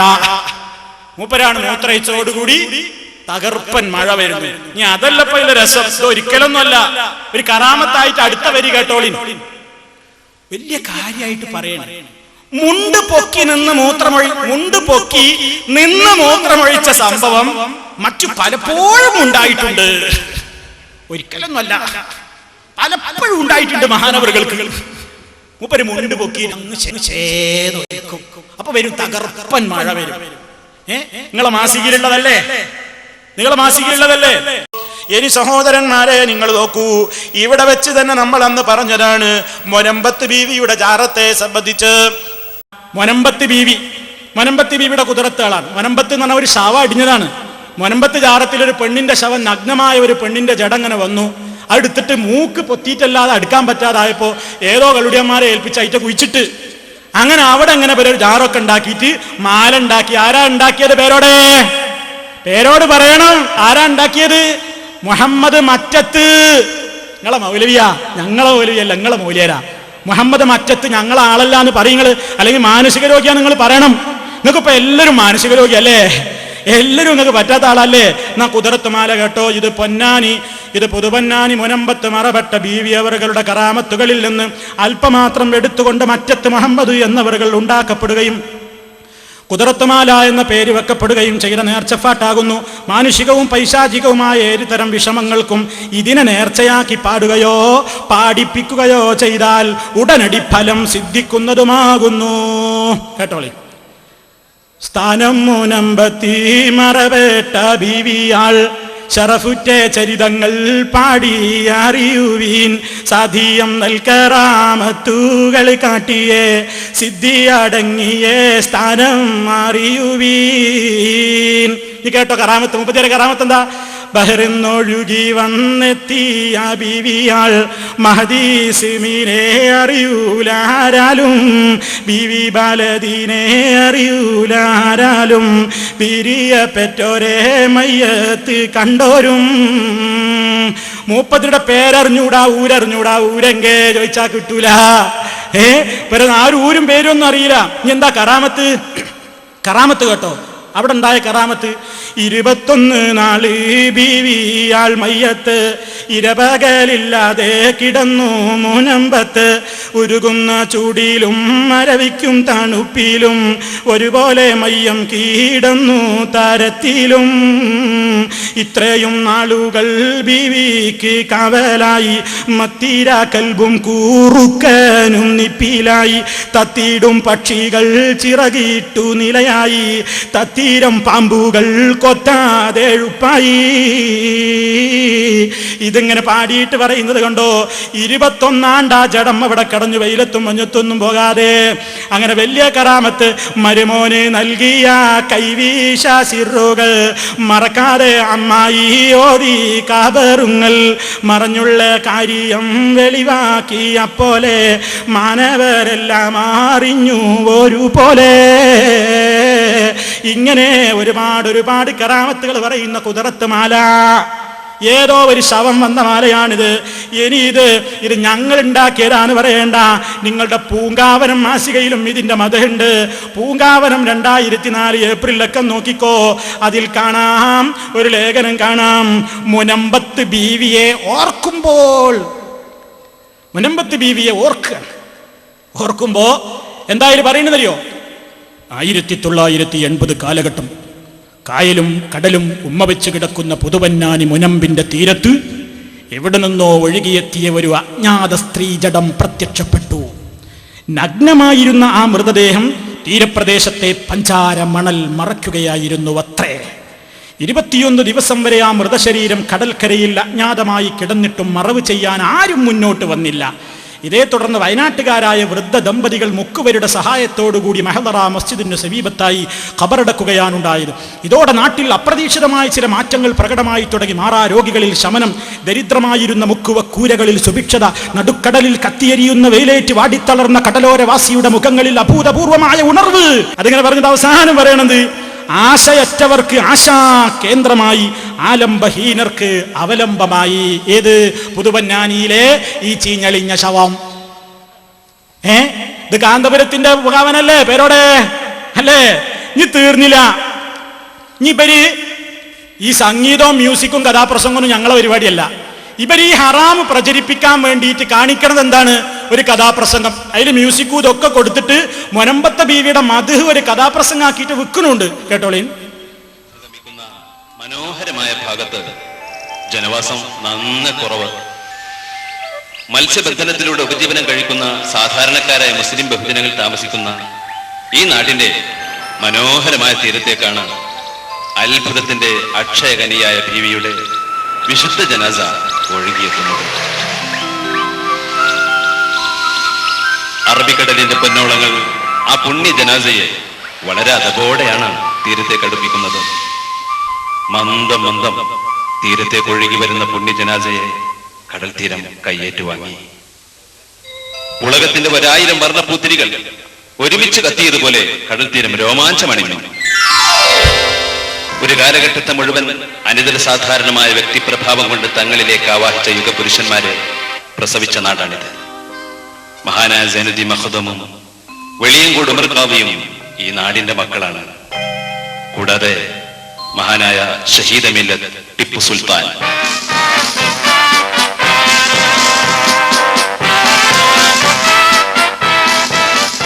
ആ മഹാനുഭാവൻ തന്റെ പാദസ്പർശം കൊണ്ട് ഈ നാടിനെ ധന്യമാക്കിയിട്ടുണ്ട്.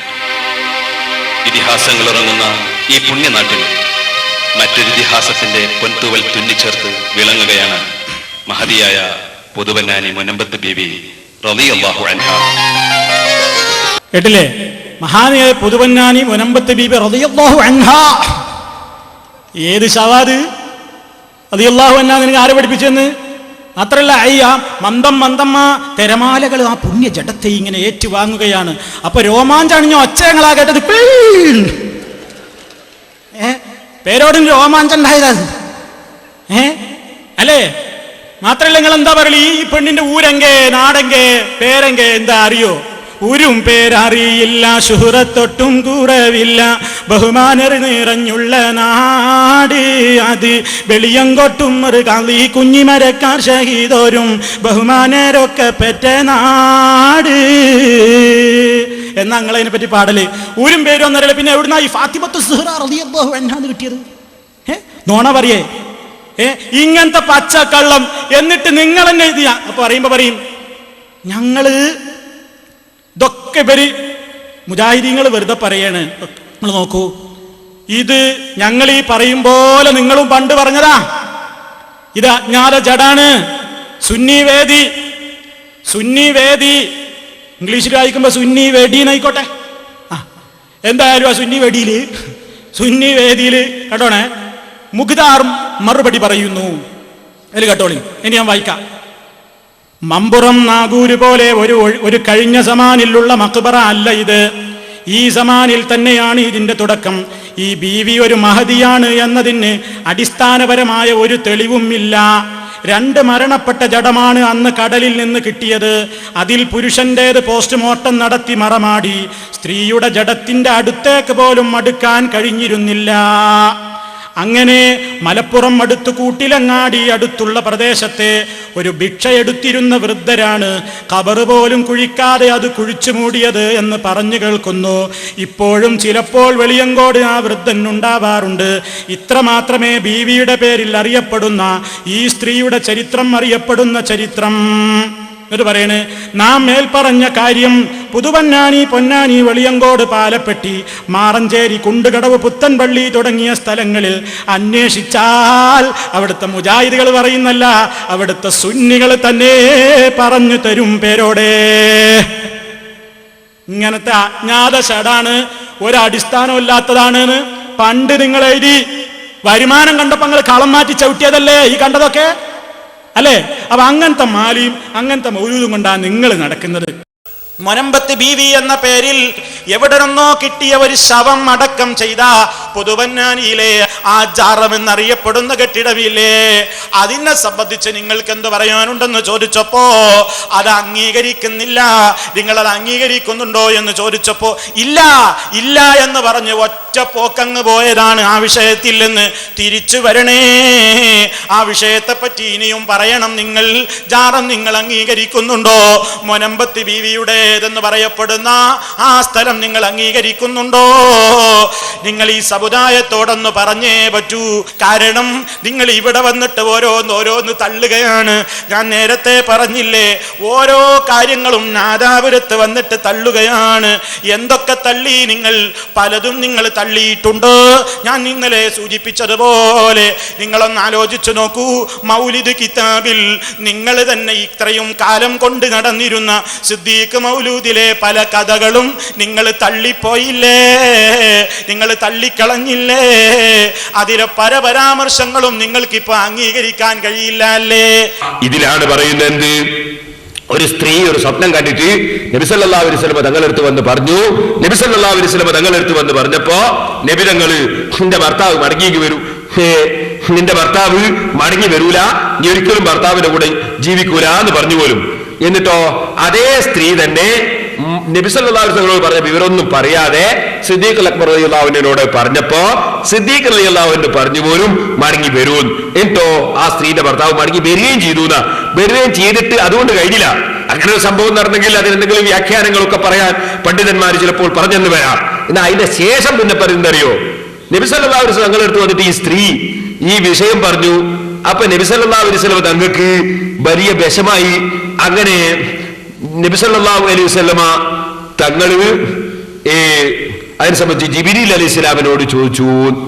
അപ്പൊ ജിബ്രീൽ പറഞ്ഞു പോലും എന്ത്, അത് സിദ്ദീഖുൽ അക്ബറിന്റെ നാവുമ്മല് കള്ളത്തരം വരുന്നത് അള്ളാഹ് ലജ്ജിച്ചു. അപ്പൊ നബി എന്റെ നാവുമ്മല് കളവ് വന്നാൽ ഒരു കുഴപ്പമില്ല. ഇങ്ങനെ ധ്വനിപ്പിക്കുന്ന വാചകം ഇതും ഒരു നിലക്കും സഹീഹായി വരാൻ സാധ്യതയുള്ളതല്ല. അതുകൊണ്ട് തന്നെ ഇത്തരത്തിൽ ആരെങ്കിലും കടത്തിക്കൂട്ടിയ കാര്യങ്ങൾ ഞങ്ങളുടെ മേൽ വെച്ച് കെട്ടിയിട്ട് നിങ്ങൾ തോന്നിവാസം പറയേണ്ടതില്ല എന്ന് വ്യക്തമായി തന്നെ പറയുകയാണ്. എവിടെ നിന്നാണ് ഈ മാറ്റമുണ്ടായത്? എങ്ങനെയാണ് ഈ മാറ്റമുണ്ടായത്? പലതും നിങ്ങൾക്ക് അംഗീകരിക്കാൻ കഴിയുന്നില്ല. ഇന്നലെ ഞാൻ സൂചിപ്പിച്ചിട്ടുണ്ടല്ലോ, വളരെ കൃത്യമായി തന്നെ ഞാൻ ഇന്നലെ പറഞ്ഞു. മഹാനായ മൂസാ നബി അലൈഹിസ്സലാം, ആ മൂസാ നബി അലൈഹിസ്സലാം അന്ന് പ്രവാചകനാണെന്നതിന് യാതൊരു തെളിവുമില്ല. ഇന്നലെ ഞാനത് സൂചിപ്പിച്ചിട്ടുണ്ട്. മൂസാ നബി അലൈഹിസ്സലാത്തു വസ്സലാം മജ്മഉൽ ബഹ്റൈനിലേക്ക് പോയപ്പോ ഖിളർ അലൈഹിസ്സലാമിന്റെ കൂടെ നടന്നപ്പോ മറഞ്ഞ കാര്യങ്ങൾ എന്തുകൊണ്ടറിഞ്ഞില്ല എന്ന് ചോദിക്കുന്നവരുണ്ട്. അതിന്റെ മറുപടി ഇതാണെന്ന് പറഞ്ഞുകൊണ്ട് നെല്ലിക്കുത്തി ഇസ്മായിൽ മുസ്ലിയാര് അദ്ദേഹത്തിന്റെ പുസ്തകത്തിൽ എഴുതിയിട്ടുണ്ടല്ലോ, അന്ന് മൂസാ നബി പ്രവാചകനാണെന്നതിന് യാതൊരു തെളിവുമില്ല എന്ന് വ്യക്തമായി എഴുതിയതാണ്. ഇവിടെ പലവരും വിശദീകരിച്ചതാണ്. നിങ്ങൾ പിന്നെ അതിന് മറുപടി പറഞ്ഞിട്ടില്ല. യാതൊരു തെളിവുമില്ല എന്ന് പറഞ്ഞപ്പോ തെളിവുകൾ കൊട്ടക്കണക്കിന് നിരത്തിയിട്ടുണ്ട്. മറുപടി നിങ്ങൾ പറഞ്ഞേ പറ്റൂ. എന്തേ വെല്ലുവിളിയുടെ ചൂടും ചുണയുമൊന്നും ഇതൊന്നും പറയുമ്പോ കാണാത്തത്? ഇതൊന്നും പറയുമ്പോ എന്തേ നിങ്ങൾക്ക് ആ ശൗര്യം വരാത്തത്? അതൊന്ന് തെളിയിക്കണേ. ഞാൻ ഇന്നലെ പറഞ്ഞതൊന്നുകൂടി ഓർമ്മപ്പെടുത്തുന്നു. ഇനി നിങ്ങൾ ചിന്തിച്ചു നോക്കൂ. മഹാനായ നബി സല്ലല്ലാഹു അലൈഹി വസല്ലം പറഞ്ഞില്ലേ, ഖബറുകൾ അതിനു മീതെ ആ നിലക്കുള്ള മസ്ജിദുകൾ ഉണ്ടാക്കുന്നതിനെ സംബന്ധിച്ച്, ആരാധനാ കേന്ദ്രങ്ങൾ ഉണ്ടാക്കുന്നതിനെ സംബന്ധിച്ച്, അതുമായി ബന്ധപ്പെട്ട കാര്യങ്ങളുടെ ഗൗരവം ഓർമ്മപ്പെടുത്തിയിട്ട് അത് പൊളിച്ചു കളയാൻ നിർദ്ദേശം നബി സല്ലല്ലാഹു അലൈഹി വസല്ലം കൊടുത്തല്ലോ. ആരെയും ഈ ഭൂമിയിൽ മരിച്ചു കഴിഞ്ഞാൽ ഖബർ ഉണ്ടാക്കിക്കൂടാ എന്ന് ഇസ്ലാമിൽ നിയമമില്ല കേട്ടോ. ഖബറിനെ അല്ല എതിർക്കുന്നത്. എന്താ ഖബർ? ഒരാൾ മരിച്ചു കഴിഞ്ഞാൽ അയാൾ മറമാടണ്ടേ? ആ മറമാടുമ്പോ ഇസ്ലാമിൽ ഒരു നിയമമില്ലേ, ഒരു ചാൺ ഉയർത്തണം. അത്തരത്തിലുള്ള സർവ്വ ഖബറും തട്ടിക്കളയണം എന്നല്ല പറഞ്ഞത്. അതേ അവസരത്തിൽ ഇസ്ലാം പഠിപ്പിച്ച നിയമത്തിനെതിരായി ഉയർത്തിയിട്ടുള്ള ഖബറുകൾ അത് ഇസ്ലാമികമായി നിർദ്ദേശമുള്ളതാണ്. അവിടെ എടുപ്പെടുക്കുന്നതിനെ സംബന്ധിച്ചും ഉയർത്തുന്നതിനെ സംബന്ധിച്ചും സിമന്റ് ഇടുന്നതിനെ സംബന്ധിച്ചും കുമ്മായമടിക്കുന്നതിനെ സംബന്ധിച്ചും വിളക്ക് കൊളുത്തുന്നതിനെ സംബന്ധിച്ചും കൊടിതോരണങ്ങളും അതുപോലെ തന്നെ പൂമൂടലും പട്ടുമൂടലും അങ്ങനെ എന്തെല്ലാം അനിസ്ലാമികമായ കാര്യങ്ങളാ ചെയ്തുകൊണ്ടിരിക്കുന്നത്. അതൊക്കെ പൊളിക്കണം എന്ന് പറയുമ്പോ അങ്ങനെയുള്ള ജാറങ്ങൾ പൊളിക്കണേ എന്ന് പറയുമ്പോ ആ ഖബറുകളിന്മേൽ ഉണ്ടാക്കിയിട്ടുള്ള നിർമ്മിതികളെ ആക്ഷേപി ഉദ്ധരിച്ചുകൊണ്ട് പറയുമ്പോ ഇവര് നമ്മളോട് ചോദിക്കുന്നു, ഏത് യഹൂദിന്റെ കിതാബാ നിങ്ങൾ നോക്കിയത്? കിതാബ് നോക്കിയിട്ടാണ് ഞങ്ങളത് പറയുന്നത് എന്ന് നമ്മുടെ ബഹുമാന്യ പണ്ഡിതന്മാർ മുമ്പും ഇപ്പോഴുമൊക്കെ പറയാറുണ്ട്. അങ്ങനെ മുമ്പൊരിക്കൽ ഉമർ മൗലവി റഹിമഹുല്ലാഹ് അദ്ദേഹം അത് പറഞ്ഞപ്പോ അതിനെ ചോദ്യം ചെയ്തുകൊണ്ട് അതാ മുസ്ലിയാർ ചോദിക്കുകയാണ്, ഏത് യഹൂദിന്റെ കിതാബാ നോക്കിയത് എന്ന്. ആ ഭാഗം നിങ്ങളൊന്ന് കേട്ടോളൂ. മൂപ്പര് കണ്ട കിതാബ് അങ്ങനെ. ഏത് യഹൂദിന്റെ കിതാബാ നോക്കിയ മൗലവി? ഒരു യഹൂദിന്റെ കിതാബും നോക്കൽ ഞങ്ങളുടെ സമ്പ്രദായമല്ല, അത് നിങ്ങളുടെ പരിപാടിയാണ്. യഹൂദി കിതാബ് നോക്കലും അത് പകർത്തലും അതിലെ ആശയങ്ങൾ പകർത്തലും നിങ്ങളുടെ സംസ്കാരമാണ്. ഞങ്ങൾ നോക്കിയത് യഹൂദിയുടെ കിതാബല്ല, ഞങ്ങളെ നേതാവുണ്ട്, അത് മുഹമ്മദുർ റസൂലുള്ളാഹി. ഈ ലോകത്തുള്ള മുസ്ലിമീങ്ങൾക്ക് പഠിപ്പിച്ചിരുന്ന അള്ളാന്റെ കിതാബാണ് കേട്ടോ.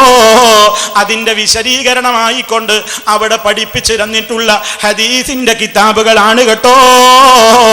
ഓർമ്മപ്പെടുത്തുന്നു, അത് ഉദ്ധരിച്ചുകൊണ്ട് തന്നെയാണ് പറഞ്ഞത്. പൊളിക്കണം എന്ന് നബി തിരുമേനിയാണ് കൽപ്പിച്ചത്, അലിയാരോടാണ് കൽപ്പിച്ചത്. അലിയാരി തങ്ങൾ അതേ വസിയത്ത് അബുൽ ഹയ്യാജിന് കൈമാറിപ്പോയി. അത് ലോകത്ത് നിലനിൽക്കുകയാണ്. അല്ലാതെ പൊളിക്കാൻ പറഞ്ഞത് യഹൂദിന്റെ കിതാബ് നോക്കിയിട്ടല്ല. ഇതൊക്കെ ഞാനിവിടെ ഇനിയും എന്തിനാവർത്തിക്കണം? ഞാൻ ഇവിടെ വെച്ച് തന്നെ ഈ ഉള്ളവൻ പ്രസംഗിച്ചിട്ടുണ്ടല്ലോ.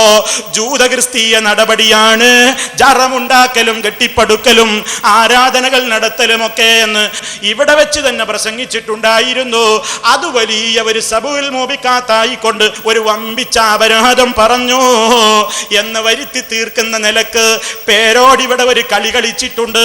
ഞാൻ ജാറം പൊളിക്കണം എന്ന് പറയുമ്പോ മുഴുവനും മൂപ്പരവിടെ ഉയർത്തി കാണിക്കുന്നത് എന്താണ്? അപ്പൊ വരും സ്ക്രീനിൽ ഒരു ചിത്രം, അതാ മദീനത്തെ ഗ്രീൻ ഡോം വരുന്നു, പച്ചക്കുബ്ബ വരുന്നു. ഖബർ പൊളിക്കണം എന്ന ഹദീസ് ഞാൻ പറഞ്ഞാൽ അതല്ലെങ്കിൽ ജൂതക്രിസ്തീയ നടപടിയാണ് ജാറമുണ്ടാക്കലും അത് കെട്ടിപ്പടുക്കലും ആരാധന നടത്തലും എന്നൊക്കെ പറഞ്ഞിട്ട് ആ ക്ലിപ്പ് അങ്ങ് കേൾപ്പിച്ചിട്ട് മൂപ്പര് ചോദിക്കുന്നു, അതാ ഈ ജാറം ജൂതന്റെതാണെന്ന് പറയാൻ തയ്യാറുണ്ടോ മൗലവി? ഇത് ജൂതന്റെതാണെന്ന് പറയാൻ തയ്യാറുണ്ടോ? ആ വക ആ രൂപത്തിലുള്ള ചപ്പടാച്ചിയുണ്ടല്ലോ, മാന്യമായ ഭാഷയിൽ പേരോടിനോട് പറയുന്നു, അത് അവസാനിപ്പിക്കുന്നതാണ് നിങ്ങൾക്ക് നല്ലത്. ഞങ്ങൾ പറയാത്തത് ഞങ്ങളുടെ പേരിൽ വെച്ച് കിട്ടി. ജാറം പൊളിക്കണം, ആ നിലക്കുള്ള കെട്ടിടങ്ങൾ പൊളിക്കണം എന്ന് നബി സല്ലല്ലാഹു അലൈഹി വസല്ലമിന്റെ കൽപ്പന ഞങ്ങൾ പറയുമ്പോൾ നിങ്ങൾ മദീനത്തെ കുബ്ബ കാണിക്കുക, ജനവികാരം ഇളക്കി വിടാൻ. കണ്ടോ, അതിനെയാണ് പറയുന്നത്. ഇവിടെ നമ്മൾ നിങ്ങളോട് മലയാളത്തിലല്ലേ വിശദീകരിച്ചത്?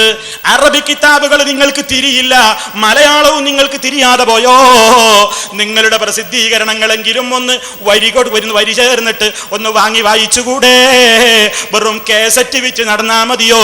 നിങ്ങൾ എന്നെയല്ലേ ആക്ഷേപിച്ചത് കാസറ്റ് വിറ്റ് നടക്കുന്നയാളെന്ന്? എനിക്ക് കാസറ്റ് വിൽക്കുന്ന പരിപാടിയില്ല, ഞാൻ എന്റെ കാസറ്റ് ഒട്ട് വിറ്റ് നടക്കാറുമില്ല. അതൊക്കെ അവനവന്റെ സ്വഭാവം വിളിച്ചു പറഞ്ഞതാണ്. അത് ഓർമ്മപ്പെടുത്തുന്നു സാന്ദർഭികമായിട്ട്. എന്നാൽ നിങ്ങളോട് പറയട്ടെ, നിങ്ങളുടെ ഒരു സുന്നി വോയിസിനൊന്ന് വരി ചേർന്നുകൂടെ? നിങ്ങളുടെ സുന്നത്ത് മാസിക ഒന്ന് വായിച്ചു നോക്കിക്കൂടെ? അതിലൊക്കെ പോലും പറഞ്ഞിട്ടുണ്ട് ആ പച്ചക്കുബ്ബ ഏത് കാലത്തുണ്ടാക്കി, ആരുണ്ടാക്കി? പേരോടിനോട് വളരെ വിനയത്തോടെ ചോദിക്കട്ടെ, ആ പച്ചക്കുബ്ബ സ്വഹാബത്തുണ്ടാക്കി എന്ന് നിങ്ങൾക്ക് തെളിയിക്കാൻ സാധ്യമാണോ? ജീവൻ പോകുവോളം നിങ്ങളെ കൊണ്ട് സാധ്യമല്ല. സാധിക്കില്ല. നിങ്ങൾക്ക് സാധിക്കോ? അള്ളാന്റെ ഞങ്ങൾ എന്തെങ്കിലും ഇവിടെ ഖബർ സംബന്ധമായ അനാചാരങ്ങൾ പറയുമ്പോൾ അപ്പ കാണിക്കും സ്ക്രീനിൽ മദീനത്തെ കുബ്ബ, മദീനത്തെ പള്ളിയോട് വെച്ചുള്ള ജാർ. അത് ജൂതന്മാരല്ലേ? ജൂതന്മാരാണോ ജാറല്ലേ? നിങ്ങൾ ഇവിടെ പ്രസംഗിച്ചതാ. ഒന്ന് കേൾപ്പിച്ചു കൊടുക്കുമനെ. ജൂതക്രിസ്തീയ നടപടിയാണ് ജാറമുണ്ടാക്കലും അത് കെട്ടിപ്പടുക്കലും. ജൂതക്രിസ്തീയ നടപടിയാണ് ജാറമുണ്ടാക്കലും അത് കെട്ടിപ്പടുക്കലും. ഞങ്ങൾ കാണിച്ചതാണോ? ഞങ്ങൾ അതും കാണിച്ചിട്ട് അവിടെ പ്രസംഗിച്ചത്. എന്തിനാ നിങ്ങൾ ഈ തെറ്റിദ്ധരിപ്പിക്കുന്നത്?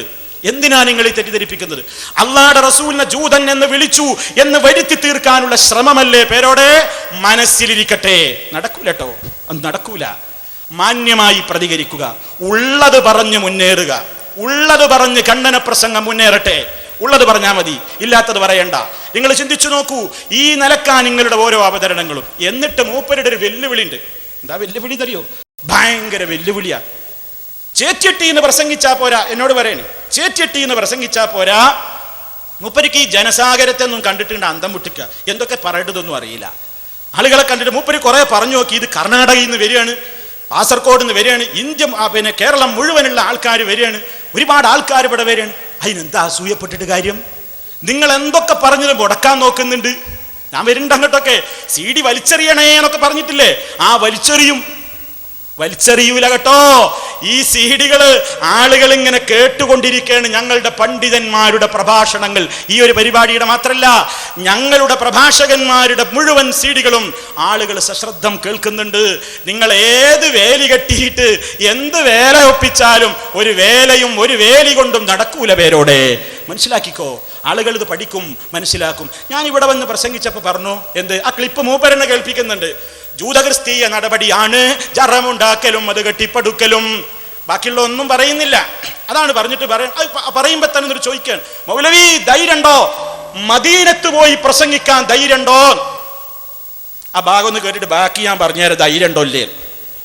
ധൈര്യണ്ടോ സൗദി അറേബ്യ പോയിട്ട് മദീനത്ത് പോയിട്ട് ഈ ജാറം ജൂതന്മാരാണ് പ്രസംഗിക്കാൻ ധൈര്യണ്ടോ സലഫി? ഏറ്റവും വലിയ ജാറം, ഏറ്റവും ബഹുമാനമുള്ള ജാറമാണ് മദീനത്തെ പള്ളിയോട് വെച്ചുള്ള ജാറം. അത് ജൂതന്മാരല്ലേ? ജൂതന്മാരാണോ ജാറോ അല്ലേ? നിങ്ങൾ ഇവിടെ പ്രസംഗിച്ചതാ. ഒന്ന് കേൾപ്പിച്ചു കൊടുക്കുമനെ. ജൂതക്രിസ്തീയ നടപടിയാണ് ജാറമുണ്ടാക്കലും അത് കെട്ടിപ്പടുക്കലും. ജൂതക്രിസ്തീയ നടപടിയാണ് ജാറമുണ്ടാക്കലും അത് കെട്ടിപ്പടുക്കലും. ജൂതക്രിസ്തീയ നടപടിയാണ് ജാറമുണ്ടാക്കലും കെട്ടിപ്പടുക്കലും. മൂപ്പര ഫത്വ, ചേറ്റിയിട്ടില്ല ഫത്വ. അപ്പൊ ഞാൻ ചോദിക്കുന്നു, മദീനത്തെ പള്ളിയോടനുബന്ധിച്ചുള്ള ജാറം ജൂതന്മാരതാണോ മൗലവി? ഈ മൗലവിയെ നാദാപുരത്ത് കൊണ്ടുവരേണ്ടവർ പറയണം. അവിടുന്ന് ഇവിടുന്ന് വണ്ടി എടുത്തു വരുന്നില്ലേ? കർണാടകയിൽ നിന്നും അതുപോലെ തന്നെ മലപ്പുറം ജില്ലയിൽ, തൃശ്ശൂർ ജില്ലയിൽ, തിരുവനന്തപുരം വരെയുള്ള മുഴുവൻ മുജാഹിദ് വന്നില്ലേ ഇവിടെ? മൗലവിമാര് വന്നില്ലേ ഇവിടെ? പറയണം നിങ്ങൾ. മദീനയിൽ കാണുന്ന നബി സല്ലല്ലാഹു അലൈഹി വസല്ലം പച്ചക്കൊമ്പയുള്ള ജാറം അത് ജൂതന്മാരതാണെന്ന് പറ. മൗലവിമാരെ തുറന്ന് ഓരോ സ്ഥലത്തും പറ. നാലാവത്തി ചേച്ചിട്ടി എന്ന് പറഞ്ഞാ പോരാ. എന്തിനങ്ങനെ ബേജാറാകുന്നത്? കർണാടകയിൽ നിന്നൊക്കെ ആൾക്കാർ വന്നോട്ടെ. എങ്ങക്ക് വരുന്നില്ലെങ്കിൽ എന്താ അസൂയപ്പെടുന്നത്? ഏത് രാജ്യത്തുനിന്നാങ്ങി ഇൽമ പഠിക്കാൻ ആഗ്രഹമുള്ളവർ വരും. അതിനെന്തിനാ താപം? മൂപ്പര ബേജാർ അതൊന്നുമല്ല. മൂപ്പര ബേജാർ ഈ ജാറോ ഇതൊന്നുമല്ല. ഇവിടെ ഞാൻ അങ്ങനെയൊക്കെ പറഞ്ഞിട്ട് സലഫീനി നാദാപുരത്ത് ചവിട്ടൂല എന്നൊക്കെ പറഞ്ഞിട്ടും ആ നിലക്ക് ഇവിടെ നിന്ന് ആകെ പ്രശ്നമാണ് എന്നൊക്കെ രാജ്യമൊട്ടാകെ പ്രചരിപ്പിച്ചിട്ടും ഇതിങ്ങനെ നാൾക്ക് നാളിങ്ങനെ ശക്തമായി തന്നെ മുന്നേറുന്നത് കാണുമ്പോൾ ആ വിഷമം ഇങ്ങനെ പറയാ. തൽക്കാലം മൂത്തൂബി ഗൈളിക്കും അർത്ഥം പേരോടെന്നറിയാലോ? ഞാൻ പറയില്ല കേട്ടോ. അപ്പോ തുടരട്ടെ.